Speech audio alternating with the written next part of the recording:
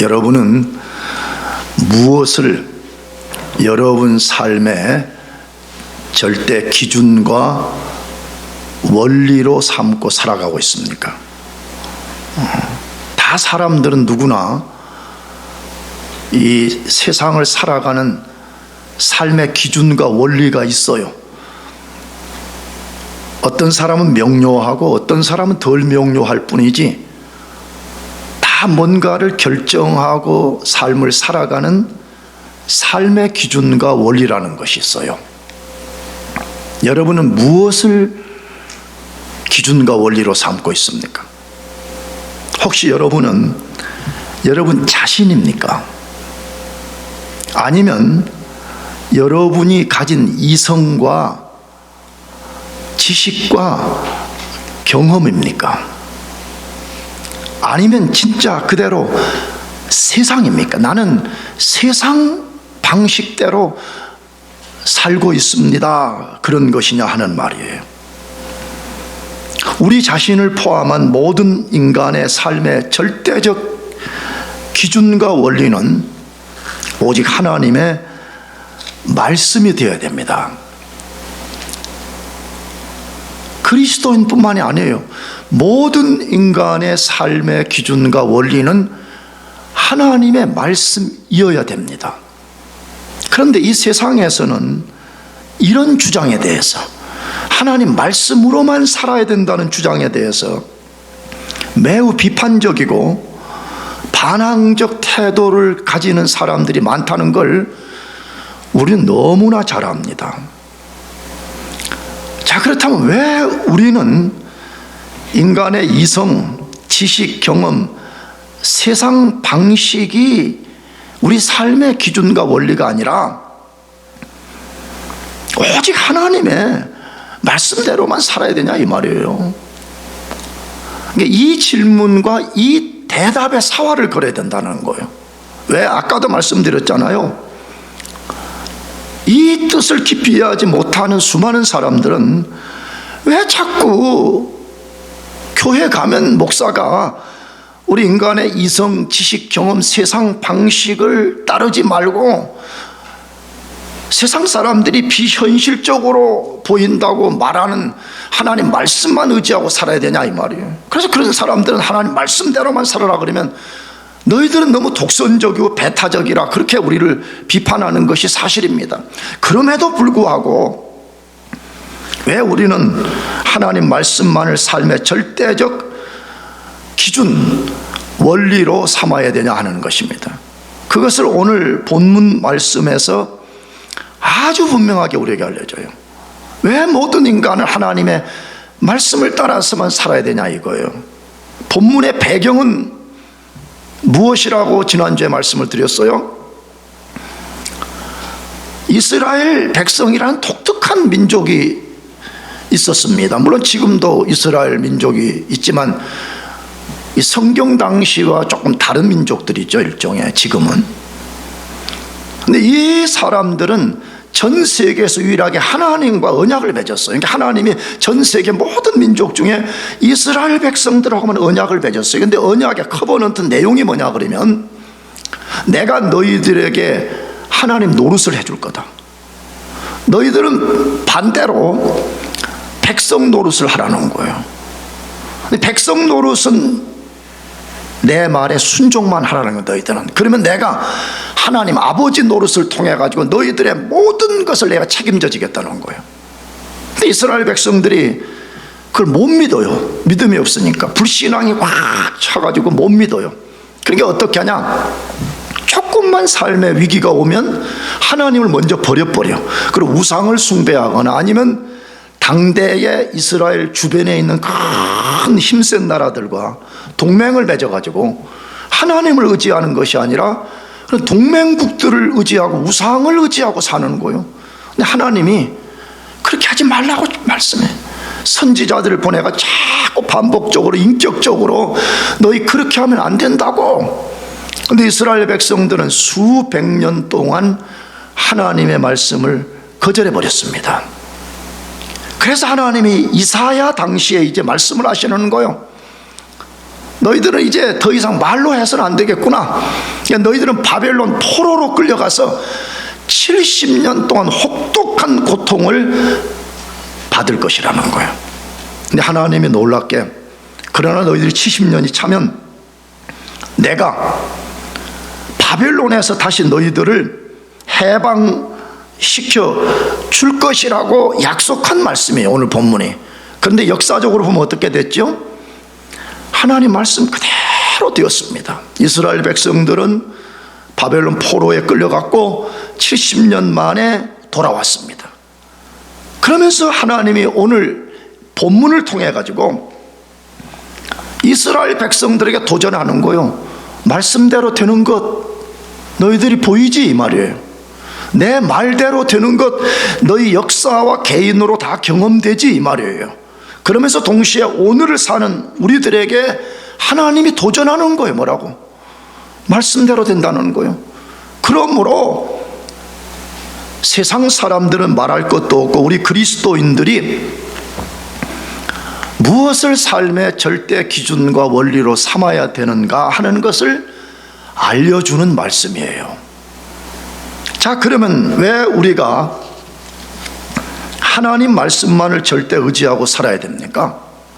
첫째, 모든 인간이 생존하는데 절대로 필요하기 때문에 그래요. 모든 인간이 뭐 하는데요? 생존. 이것이 그냥 단순히 육체적인 생명을 보존하는 것이든지 아니면 더 깊은 신학적, 영적, 철학적 의미를 가진 생존이든지 간에 모든 인간이 생존하는데 절대로 필요한 게 뭐냐? 하나님의 말씀이라는 거예요. 굉장히 중요한 내용이에요. 모든 인간의 절대 필요한 게 뭐냐 그러면 하나님의 말씀이라는 거예요.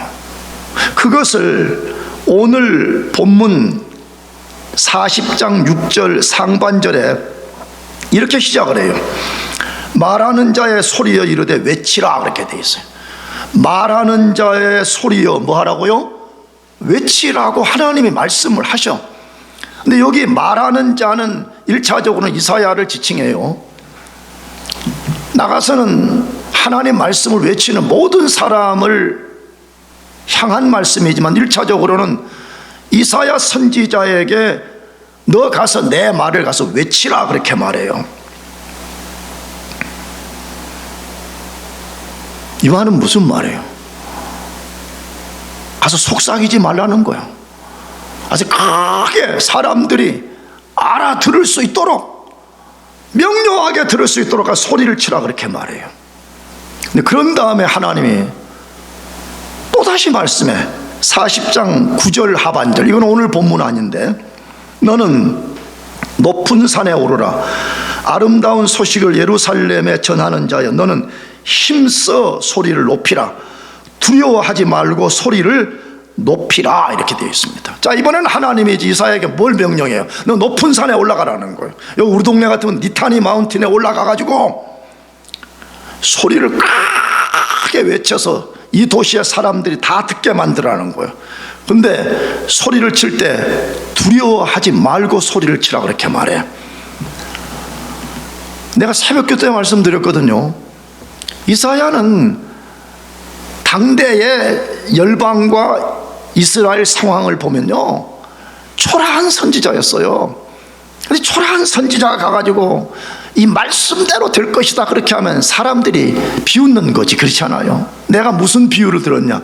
나같이 스테이트 칼리지 조그만 동네에 목회하는 목사가 말이에요, 하나님의 계시를 받아가지고 예를 들어서 미국은 곧 망한다 이렇게 말하면 전부 다 날들을 미쳤다 그러고 정신병자라 그럴 거예요 아마. 근데 가서 이사야 너 가서 크게 외치되 두려워하지 말고 소리를 높이라 라고 말씀하시는 거예요. 자, 그러면 왜 오늘 이사야뿐만 아니라 오늘 우리가 하나님 말씀을 우리 자신을 포함해서 모든 사람들에게 크게 외쳐야 되냐 이 말이에요. 왜 그 사람들이 명료하게 들을 수 있도록 우리가 말해야 되냐 이 말이에요. 첫째, 그것이 하나님의 말씀이기 때문에. 누구 말씀이라고요? 하나님 말씀이기 때문에 그래요. 이사야 40장의 1절 우리가 그때 읽었지만 이 시작은 하나님으로부터 시작이 돼요. 이게 사활을 거는 중요한 문제예요. 이사야가 개인의 말을 했다 그러면 소리칠 필요도 없어요. 장부한 목사의 떼오리라 그러면 크게 외칠 필요도 없는 거예요. 근데 이 명령을 내리신 분이 하나님이시고 같이 전하라는 내용을 말하는 분이 하나님의 말씀이다 그 말이에요. 그러면 하나님은 도대체 누구예요? 여러분은 하나님을 누구로 알고 예배하고 그분을 섬기고 있는 거예요. 이사야서 43장 14절 하반절에는 하나님을 이렇게 소개해요. 잘 들어보세요. 첫째는 구속자라 그래요. 리디머예요. 그러니까 유일한 인간을 죄와 삶의 공경으로부터 건져낼 유일한 리디머라고 말해요. 두 번째로는 거룩한 자라고 말해. 여러분, 거룩한 자라는 말은 도덕적 윤리적으로 흠결이 없다는 말도 있지만 이 말의 더 큰 의미는 초월자라는 말이에요. 뭐 한 분이라고요? 초월자예요. 우리 같은 존재가 아니에요. 하나님은요. 세 번째로 창조자라고 말씀해. 만물을 누가 창조했냐는 거예요. 교인들 가운데 자꾸 목사가 만물을 창조했다 그러면 나 말고 다른 어떤 존재, 다른 것들을 자꾸 생각하는데 우리 자신까지도 하나님이 창조하신 창조주예요. 나가서 그는 왕이라고 선포하고 있습니다. 그는 누구라고요? 왕이에요. 왕 중에 왕이에요. 우리가 하나님의 말씀을 크게 외쳐야 되는 이유, 그 크게 외치는 하나님의 말씀을 우리가 정말 겸손과 진지함으로 들어야 되는 이유가 어디에 있다고요? 그분이 만물의 주권자이시기 때문에 그런 것입니다. 사랑하는 교회 여러분, 제발 하나님의 말씀을 겸손과 진심으로 들읍시다. 아멘. 그렇게 해야 되지 않겠어요?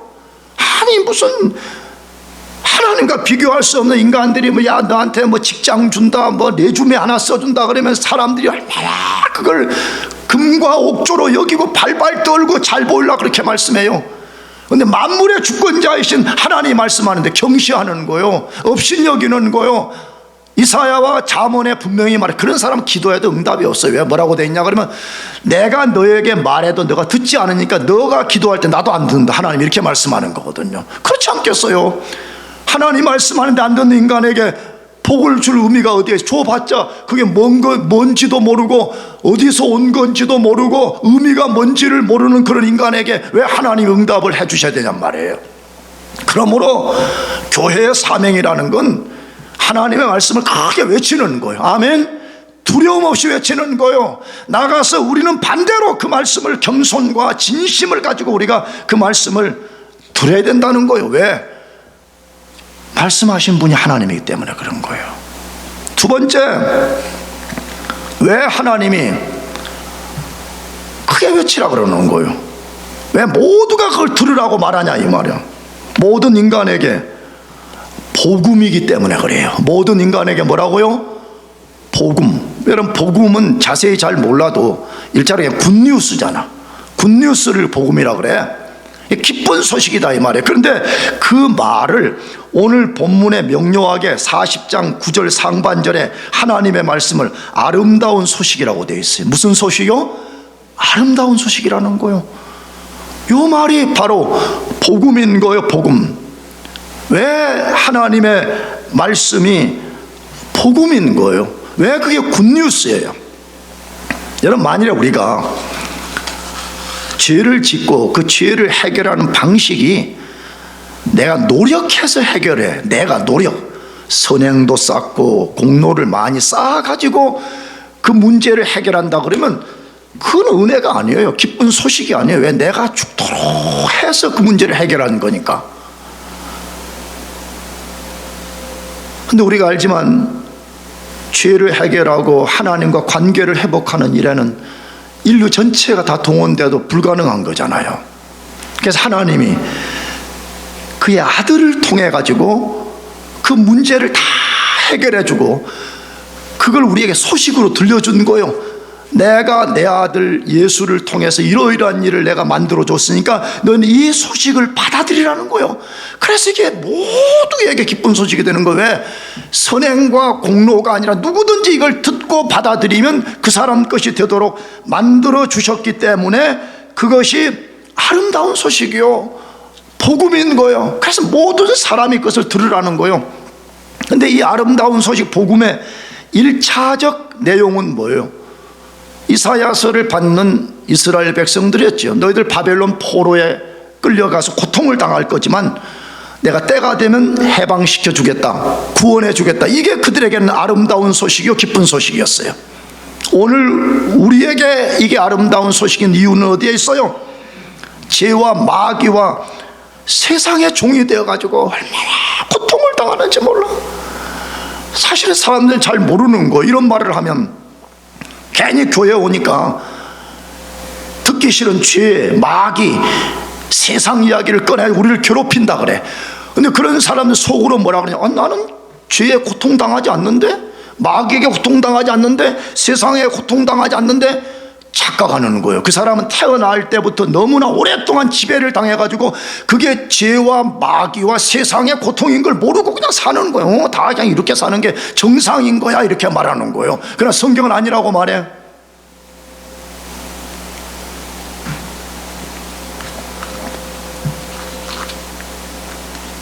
하나님이 그리스도를 통해서 우리에게 어떤 일을 행해 주시는 이것이 얼마나 좋은 소식이에요. 우리를 죄와 마귀와 세상에서 건져내요. 그리고 하나님이 이제부터 너 마음대로 살아봐라 그런 것이 아니라 하나님이 아버지와 목자 노릇을 해준대. 여러분 진짜 묻고 싶어요. 여러분 자신의 진짜 진정한 목자가 있어요? 아니 여기 교회 눈에 보이는 목사 말고 진짜 여러분이 24시간 어느 곳에 있든지 간에 여러분을 눈동자와 같이 보호하시고 여러분의 필요를 채우시고 여러분을 이끌어줄 진짜 목자가 있다는 말이에요. 나는 그게 너무 좋은 거예요. 나는요, 나도 예전에 그걸 못 깨달을 때는요, 내 힘으로 뭘 해보려고 그러고 내 방식대로 해보려고 그러다 인생 망친 거거든요. 그때 당시에 이걸 다 깨닫고 나니까 예수 믿는 게 이렇게 좋은 건가? 정말 이 복음을 받아들이고 복음 안에 산다는 게 얼마나 좋은 거냐. 왜? 더 이상 유한한 나 자신을 의지하지 않고 영원한 하나님 안에 살아. 하나님이 나의 아버지가 되어주셔. 하나님이 나의 목자가 되어주셔. 그래서 하나님이 이 소식을 가서 큰 소리로 외치고 모두에게 들으라고 말씀하는 거예요. 세 번째로 우리의 생존, 참된 삶과 직결이 되어 있기 때문입니다. 하나님이 인간을 창조할 때 인간의 생존과 참된 삶을 살 수 있는 유일한 법칙으로 하나님의 말씀을 주셨습니다. 교회 좀 다닌 사람들은 알지 않아요? 최초의 인간인 아담과 하와에게 내 말에 순종하면 영원히 살지만 불순종하면 반드시 죽는다라고 말씀했습니다. 그대로 되었습니다. 말씀 그대로 되었습니다. 이사야 시대 이스라엘 백성에게 그 법칙대로 적용되었습니다. 어떻게 적용됐어요? 아까 말씀드렸죠. 너희들 만일에 나와 언약을 맺었는데도 불구하고 언약을 깨뜨리고 너희가 다른 강대국들과 동맹을 맺고 우상을 숭배한다 그러면 너희들은 바벨론의 포로가 될 것이라고 하나님이 경고하신 그 말씀 그대로 이루어졌습니다. 지금도 하나님의 말씀은 단 하나의 변경이 없습니다. 혹시 착각하면 안 됩니다. 너무 오랜 세월이 흘러가고 시대가 많이 바뀌고 문화가 바뀌었으니까 하나님 말씀도 바뀌었겠지. 그렇지가 않습니다. 하나님은 어제나 오늘이나 영원토록 동일하십니다. 믿으시기 바랍니다. 그래서 하나님의 법칙은 단 1도 변경된 것이 없습니다. 그러므로 옛사람들이나 지금 사람들이나 생존과 삶의 유일한 법칙은 하나님의 말씀인 거예요. 그래서 예수님도 똑같이 말씀을 하신 거예요. 마태복음 4장 4절 예수께서 대답하여 이르시되 기록되었으되 사람이 떡으로만 살 것이 아니요 하나님의 입으로부터 나오는 모든 말씀으로 살 것이라 하였느니라 하시니, 예수님이 공생에 시작하기 전에 마귀에게 시험당한 장면 중에 하나죠. 40일 금식을 해가지고 배가 극토로 고픈 때 마귀가 와서 유혹을 하는 거죠. 야, 왜 그런 방식으로 너가 하나님의 아들인 것을 증명하려고 그래? 여기 굴러다니는 돌에다가 명령을 내려 돌이 떡이 되게 해가지고 그 떡을 너가 먹어. 그러면 사람들이 기적을 베풀었으니까 너가 하나님의 아들이라고 사람들이 인정할 거 아니냐. 그렇게 할 때 예수님 답변이 뭐예요? 사람이 뭘로만 사는 것이 아니라고요? 떡으로만 사는 것이 아니요 하나님의 말씀으로 산다라고 되어 있으면 사실입니다. 이걸 깨달아야 됩니다, 여러분. 아니, 그 성경은 좀 이상하지 않아요? 사람이 어떻게 떡을 안 먹고 살아요? 밥을 안 먹고 어떻게 살아요? 빵을 안 먹고 어떻게 살아요? 여러분, 그렇게 의심이 든다면 이 의심이 해결될 때까지 여러분 이 말씀을 붙잡아야 돼요. 여러분, 사람은 떡으로만 사는 존재가 절대로 아니에요. 하나님이 창조할 때 그렇게 창조를 하셨을 뿐만 아니라 오늘도 마찬가지입니다. 오늘도 우리가 빵이 필요한 존재이기는 하지만 정말 우리가 하나님의 말씀을 붙든다면 하나님은 우리에게 빵을 주시겠다고 약속하시는 거예요. 그래서 사람은 빵으로 사는 존재가 아니에요. 사람은 자기 이성, 자기 지식, 자기 경험, 세상 방식으로 살라고 하나님이 하신 게 아니에요. 우리는 오직 하나님의 말씀으로만 사는 존재예요. 그래서 이 하나님의 말씀은 우리의 생존과 진짜 이 사람이 하나님 앞에 진정한 삶을 살느냐 안 사느냐가 달려있다 이 말이에요. 사랑하는 교회 여러분들, 하나님 말씀만 의지하는 삶을 사시기를 축복합니다. 두 번째로, 왜 우리가 하나님 말씀만 붙들어야 돼요? 하나님 말씀과 달리 인간의 유한함과 연약함 때문에 그렇습니다. 하나님 말씀과 우리 인간을 비교할 때 천양지차 완전히 다른 뭐가 있다 이 말이죠. 그것을 이사야 40장 6절 하반절 7절 말씀인데, 대답하되 내가 무엇이라 외치리까 하니 이르되 모든 육체는 풀이요 그의 모든 아름다움은 들의 꽃과 같으니 풀은 마르고 꽃이 시들면 여호와의 기운이 그 위에 불미라. 이 백성은 실로 풀이로다. 이 말씀의 구성은 뭐예요? 하나님이 먼저 이사야에게 너가 외치라 그렇게 말했어요. 그랬더니 이사야가 다시 물어. 하나님, 그럼 내가 가서 무엇을 외칠까요? 물을 때 지금 방금 읽은 이 말씀을 외치라는 거예요. 내용이 뭐라고? 다시 모든 육체는 풀이요 그의 모든 아름다움은 들의 꽃과 같으니 풀은 마르고 꽃이 시들면 여호와의 기운이 그 위에 불미라. 이 백성은 실로 풀이로다. 한마디로 말하면 모든 인간과 하나님의 말씀을 극명하게 대조를 시키는 거지요. 그 대조를 통해서 모든 인간은 어떤 존재래요? 하나님 관점에서는 하나, 둘, 셋 숫자에 칠 가치도 없는 존재라 그 말이에요. 이걸 통해 가지고 하나님이 뭘 지금 도전하고 싶은 거예요? 너희 무엇으로 살아야 되겠냐는 거예요. 너희들이 무엇을 의지하고 살아야 될 것인지를 생각해 보라는 거예요. 그렇다면 인간은 얼마나 유한하고 연약한 존재라고 말씀하십니까? 먼저 그 비교를 통해서 뭐라고 했어요? 모든 육체는 풀이요. 모든 육체는 뭐라고? 풀이요. 그의 모든 아름다움은 들의 꽃과 같다라고 말씀합니다. 자, 이게 주목할 말씀이 뭐예요? 인간은 풀이요, 인간은 꽃이요, 이렇게 표현하지 않았다는 거예요. 뭐라고 했죠? 모든 육체는 풀이요, 모든 육체는 꽃과 같다, 이렇게 썼다는 거예요. 그럼 왜 인간이라고 하지 않고 육체라고 했냐 이 말이에요. 성경에서 육체라는 말은 전문 용어의 전문 용어. 어떤 전문 용어일까요? 죄로 타락해서 모든 인간의 유약함과 연약함을 표현할 때 쓰는 단어예요. 그래서 너희들은 육체가 되어버렸다, 이렇게 말해. 그런 인간은 1년도 생존을 못하고 사라지는 풀과 같은 존재라고 돼 있어요.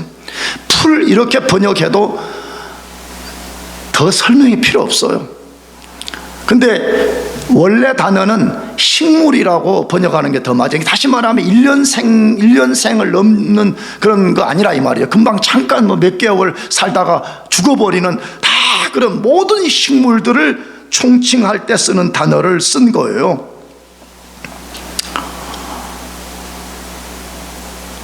잠깐 있다가 사라지는 풀과 같은 존재가 아닌 사람이 누가 있습니까?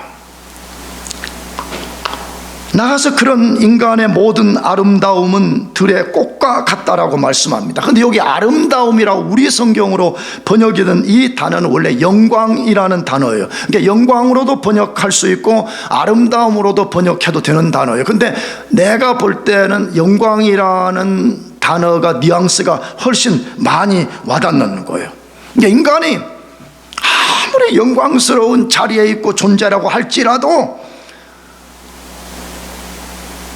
들판의 꽃처럼 잠깐 아름다움과 영광을 드러냈다가 사라져 버린다는 거예요. 우리 한국 속담에 그 한자 속담인데 화무 11홍이라는 말이 있어요. 뭐죠? 아무리 붉은 꽃도 10일만 핀다는 거예요. 사실인 것 같아요. 나는 우리 집에 그 소철 비슷한 나무가 이렇게 예전에 지나다니다가 동네에 보면 남의 집 정원에 피어 있으면 너무 예뻐가지고 내가 그걸 몇 그루를 사다가 우리 정원에 심어놨거든요. 야, 진짜 화무 11홍이에요. 10일도 못 되는 것 같아. 내가 보기에는 잠깐 폈다가 막 좋다고 사진 찍고 막 환호성을 벌이는데 벌써 며칠 되면 막 시들어 빠져가지고 나중에는 너무 지저분해. 우리 인간이 아무리 아름답고 영광스러운 존재라고 할지라도 꽃과 같은 존재라 그렇게 말씀하는 것입니다. 그럼 하나님이 도대체 이 비유를 통해서 무엇을 말씀하시는 것입니까? 먼저 당시 사람들이 볼 때 바벨론 권세를 그렇게 생각한 거예요. 왜? 자기들을 포로로 끌고 가고 근동의 권력을 가지고 모든 것을 지배하고 있을 때 누구도 바벨론을 무너뜨릴 수 없고 바벨론은 무너지지 않을 거라고 생각한 거죠. 특히 포로로 끌려간 이스라엘 백성들 관점에서는 더더욱 그러지 않았겠어요? 이 세상의 주권자는 하나님이 아니라 바벨론이라고 생각했다 이 말이에요. 그런데 하나님이 오늘 본문을 통해서 아니라고 지금 말씀하는 거예요. 아니야, 그런 거 아니야, 그런 거 아니야 라고 말씀하는 거예요. 그들은 흙덩이에 불과한 존재라는 거예요. 육체, 아담아, 대단한 권세를 가진 나라 같고 대단한 권세를 가진 왕 같고 대단한 것을 자랑하는 민족들 같지만 흙덩이에 불과한 육체고 잠깐 있다가 사라지는 풀과 꽃 같은 존재라 그 말이죠. 실제 그대로 되었잖아요. BC 539년에 바벨론은 하나님에 의해서 멸망을 당했습니다. 혹시 여러분 중에 히스토리를 전공하거나 아니면 하이스쿨 때 역사를 조금 이해하는 분들이 있다면 다 바벨론은 페르시아라는 나라가 일어나서 바벨론을 무너뜨린 걸 우리가 배웠어요. 그러나 성경에 보게 되면 분명하게 하나님이 바벨론을 무너뜨리기 위해서 페르시아의 고레스라는 왕을 일으켰다 그랬어요. 하나님 아직 등장이 안 된 거예요. 그런데 내가 앞으로 장차 고레스를 일으켜가지고 너희를 포로로 끌고 간 바벨론을 무너뜨릴 거라 그렇게 말했어요. 사람 관점에서는 불가능한 거죠. 어떻게 바벨론을 무너뜨려요? 근데 BC 539년에 하나님 말씀 그대로 되어서 완전히 무너져 버렸습니다. 심지어 바벨론이 얼마만큼 무너져 버렸냐 그러면 수천 년 후에 고고학자들이 우연하게 물론 처음에 그걸 발견한 사람은 고고학자가 아니에요. 어떤 농부가 뭘 하다가 발견해서 그게 고고학자 귀에 들어간 거죠. 그래서 고고학자가 발견했는데 모래바람에서 그 찬란했던 바벨론의 영광이 완전히 모래 속에 묻혀버리고 고고학자들이 그걸 발굴을 해내가지고 바벨론은 실제 역사에 존재했던 나라라고 드러나게 된 거죠. 모든 인간은 잠깐 있다가 사라지는 풀과 꽃 같습니다. 누가 이것을 거스릴 수가 있겠습니까? 그런데 더 놀라운 사실은 우리 인간의 이런 유한성과 연약성을 가속화시키는, 다시 말해 딱 치면 사라지게 하는 존재가 있다라고 말해. 그걸 오늘 본문에 뭐라고 말했어요? 여호와의 기운이 그 위에 불미라, 그렇게 되어 있습니다. 누구의 기운이요? 여호와의 기운이, 어떤 영어 성경은 여호와의 입김이 그 위에 불미라라고 되어 있습니다. 우리는 이걸 정확하게 이해하지 못합니다. 이스라엘 백성들은 환경적으로 굉장히 와닿았습니다. 왜냐 그러면 이스라엘이라는 나라는 그 동쪽 지역의 사막에서 뜨거운 바람이 불어오게 되면 모든 꽃들, 풀들이 한순간에 말라 죽는 것을 봤습니다. 그런데 하나님의 말씀은 바로 그 동풍과 같다는 게, 하나님이 한번 입김을 불어버리면 인간들은 풀과 같고 꽃과 같은 존재 된다고 말이죠. 근데 이 입김이라는 이 말이 뭐냐면 하나님의 능력인 거예요. 구약 성경에서는 하나님이 한번 일어서서 이 입김을 불어버린다면 어떤 인간도 사라지고 말 것이라는 거예요. 그러므로 진짜 뭘 의지하고 살아야 되냐는 거예요. 그래도 나는 나 자신과 내 이성과 내 지식과 내 경험과 나는 세상을 따라 살아야 되냐 이 말이에요. 하나님이 말씀을 통해서, 증거를 통해서 말씀하심에도 불구하고 우리가 만약 깨닫지 못하고 그렇게 간다 그러면 우리는 멸망하는 짐승과 다를 바가 없는 거예요. 왜? 성경이 그렇게 말씀하거든요. 시편 49편 20절을 읽어보겠습니다. 존귀하나 깨닫지 못하는 사람은 멸망하는 짐승 같도다라고 말씀해요. 얼마나 세상적으로 존귀한 사람들이 많아요. 세상적으로. 근데 아무리 내가 존귀한 사람이라 할지라도 내가 하나님의 이 깊은 섭리를 깨닫지 못한다면 그냥 멸망하는 짐승과 같은 거예요. 지금은 어쩌면 그걸 확 경험하지 못할지만 불현듯 나는 멸망에 처해지는 짐승 같은 존재이구나, 이렇게 되는 날이 온다는 거예요. 사랑하는 교회 여러분, 하나님의 말씀만 의지하고 삽시다. 아멘. 그리스도는 그렇게 사는 거예요. 그리스도는 세상도 한 손에는 붙잡고 한 손에는 말씀을 붙잡고 사는 그런 존재가 아닌 거예요.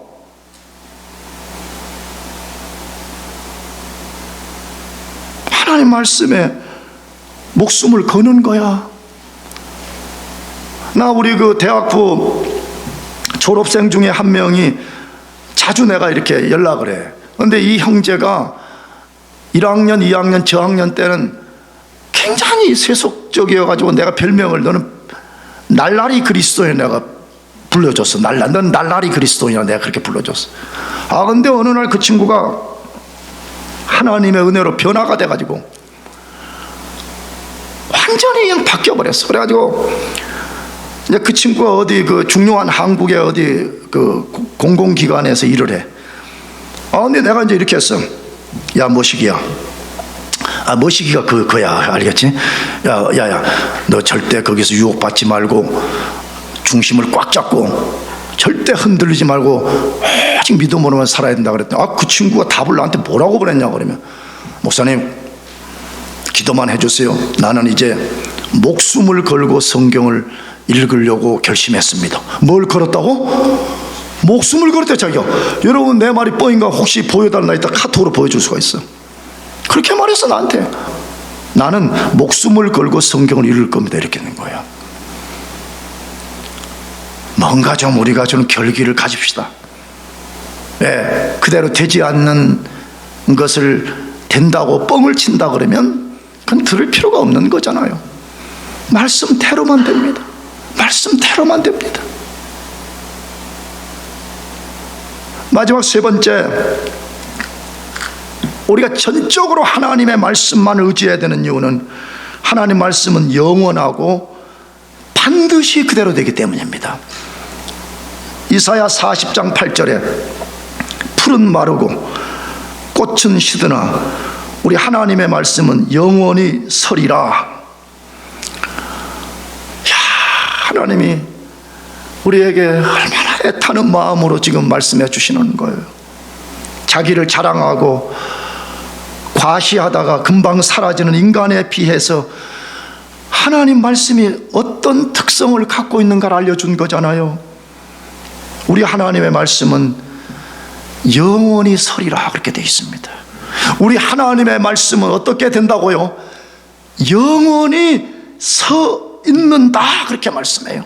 하나님의 말씀이 어떤 특성을 갖고 있는지를 아주 분명하게 보여준 거잖아요. 근데 이 가운데 우리가 두 가지 특성을 기억하자고. 하나는 영원하다는 거예요. 하나는 뭐하다고요?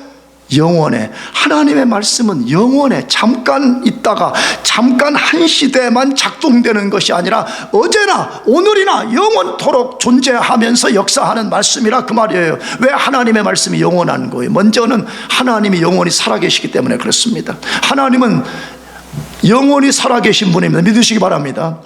그러니까 그 영원하신 하나님이 말씀을 하신 거기 때문에 그 말씀도 영원히 살아있는 거예요. 나가서 그 말씀이 영원한 이유는 그 말씀 자체가 영원한 능력을 갖고 있기 때문에 그래요. 말씀이 능력이 없으면, 예를 들어서 내가 소리를 꽥 지르면 어떻게 되죠? 이 소리 자체가 완전한 능력이 없으면, 조금의 에너지가 없으면 소리가 사라져 버리는 것처럼 말이에요. 하나님의 말씀이 영원한 이유 중에 하나는 그 말씀 자체가 능력이기 때문에 그런 거예요. 나가서 이 두 번째 하나님의 말씀의 특성을 뭐라고 했어요? 영원히 서 있다고 말해. 영원히 뭐 하고 있어요? 서 있어. 여러분, 이 서 있다는 이 말은 도대체 뭘 말하는 거예요? 이 속에는 다른 성경의 빛에 근거하면요 엄청나게 많은 내용이 들어있어.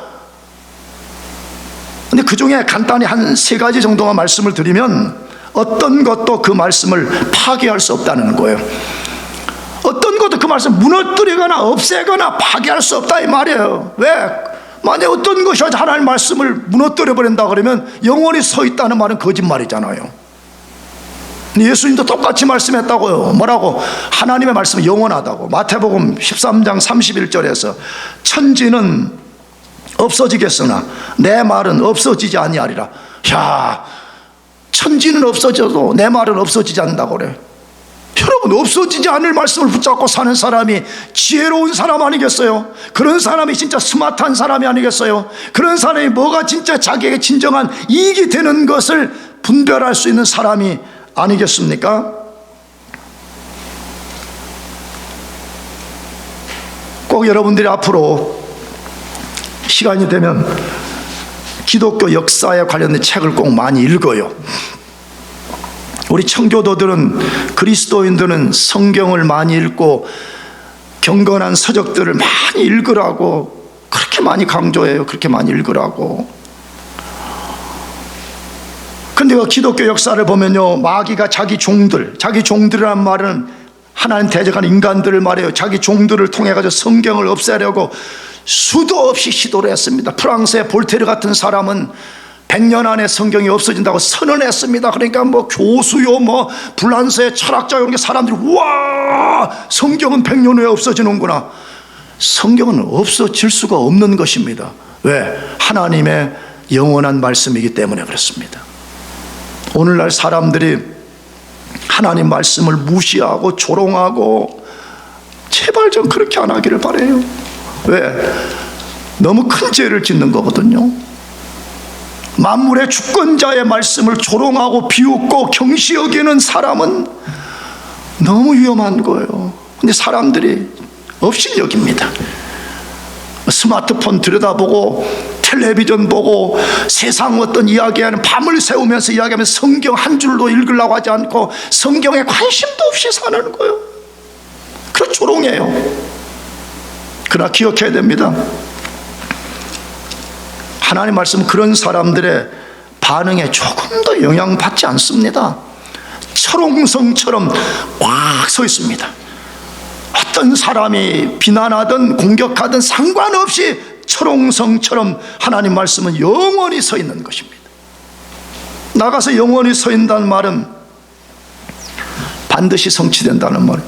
반드시 뭐 된다고요? 성취된다, 그 말이에요.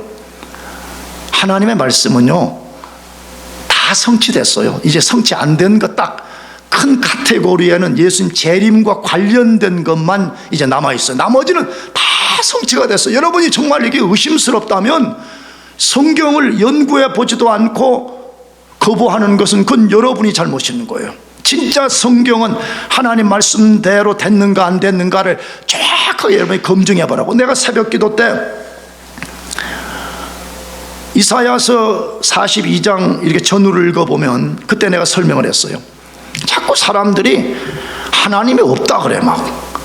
그러니까 하나님이 이스라엘 백성을 내기한 거예요. 내기. 그래, 그럼 너희들 하나님이 나애가 있나 없나 내기해보자, 이렇게 되는 거예요.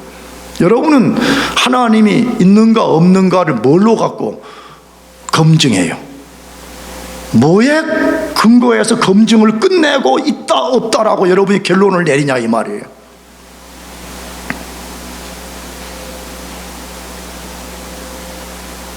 아니 그것도 검증도 안 해놓고 맨날 하나님 없다고 말이에요. 하나님이 존재하는 최고의 근거는 예수 그리스도예요. 그런데 그 예수 그리스도 이야기는 옆으로 조금 이렇게 비껴놓고 이사야서에 근거하면 하나님 내기해. 내기. 진짜 누가 하나님이냐? 그건 뭐냐 그러면 예언의 성취예요. 집에 가서 읽어봐요. 너희들이 자꾸 우상들이 신이라고 그러는데 그러면 내기를 해보자, 이렇게 된 거예요. 우상이 진짜 미래를 이렇게 예언을 할 수 있냐는 거예요. 1차로는. 그래서 설령 한다 그러자. 그러면 그 예언한 것이 성취가 되는지 보자 이거예요. 근데 우상은 미래를 예언할 수도 없을 뿐만 아니라 성취가 되지 않습니다. 근데 하나님은 미래를 예언해.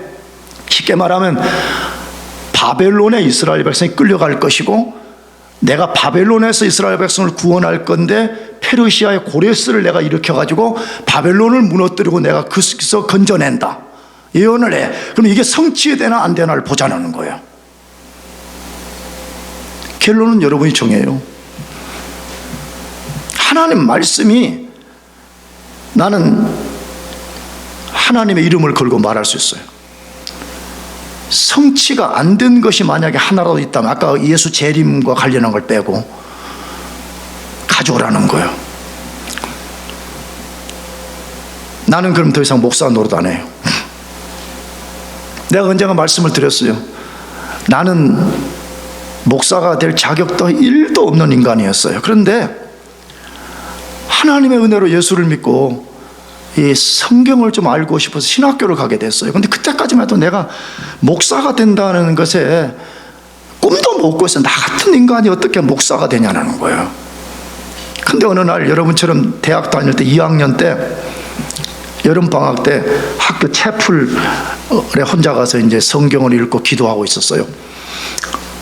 근데 성경을 읽는 중에 갑자기 내 생각과 마음 속에 뭐가 그냥 거대한 불처럼 왔냐 그러면 하나님의 말씀이 톱니바퀴처럼 너무나 정교하다는 것이 순간 그냥 꽉 깨달아지는 거. 오, 이 하나님의 말씀은 이렇게 정확하단 말인가? 나는 그때 내가 거기서 무릎을 꿇었어요. 하나님, 만일에 나를 하나님이 목사로 써주신다면 내가 목사가 되겠습니다. 그래서 내가 오늘까지 온 거예요.